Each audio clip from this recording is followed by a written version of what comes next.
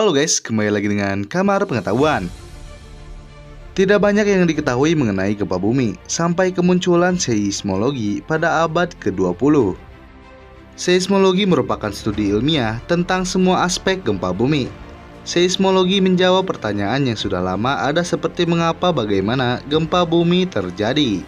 Ensiklopedia Britannica mencatat, sekitar 50.000 gempa bumi sering terjadi setiap tahun di seluruh bumi. Dari jumlah tersebut, sekitar 100 gempa berukuran cukup besar dengan dampak kerusakan tinggi, terlebih bila terjadi di dekat area pemukiman. Gempa bumi yang hebat terjadi rata-rata 1 kali per tahun. Gempa bumi bertanggung jawab atas jutaan kematian dan kerusakan properti yang tidak terhitung jumlahnya.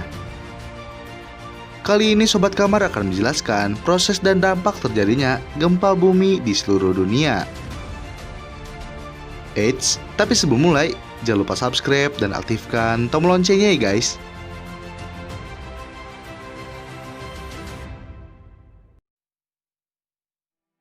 Gempa bumi adalah sebuah getaran atau pergerakan yang terjadi secara tiba-tiba akibat adanya pelepasan energi secara tiba-tiba yang terjadi pada permukaan bumi.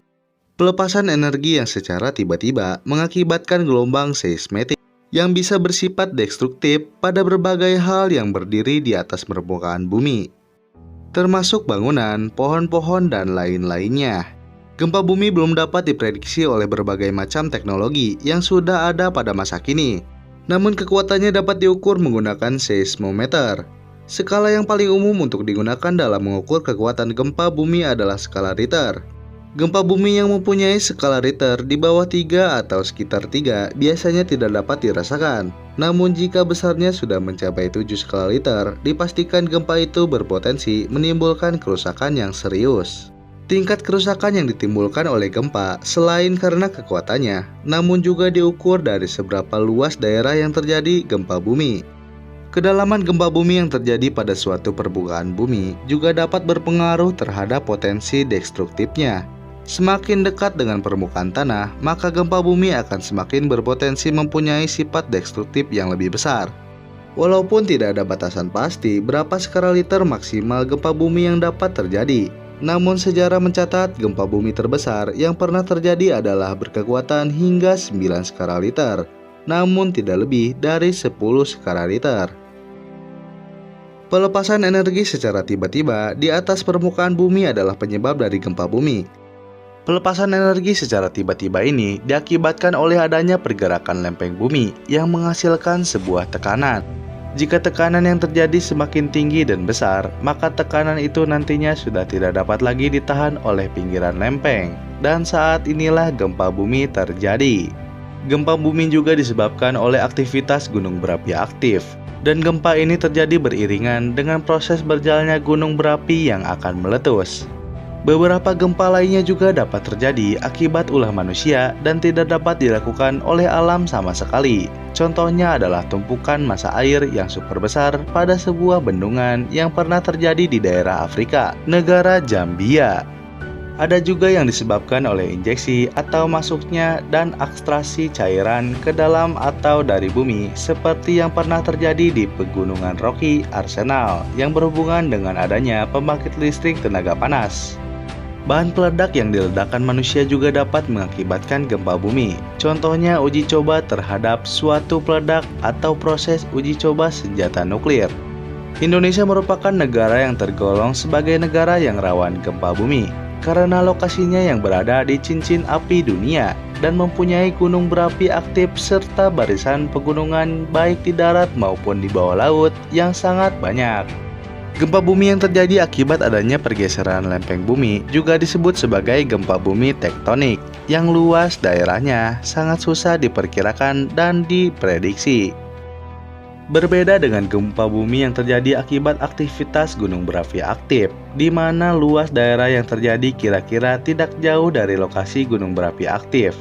Gempa bumi tektonik dalam prosesnya juga dibagi ke dalam beberapa jenis. Jenis yang pertama dari gempa bumi tektonik adalah gempa bumi yang diakibatkan oleh aktivitas lempeng bumi yang bergerak saling berjauhan.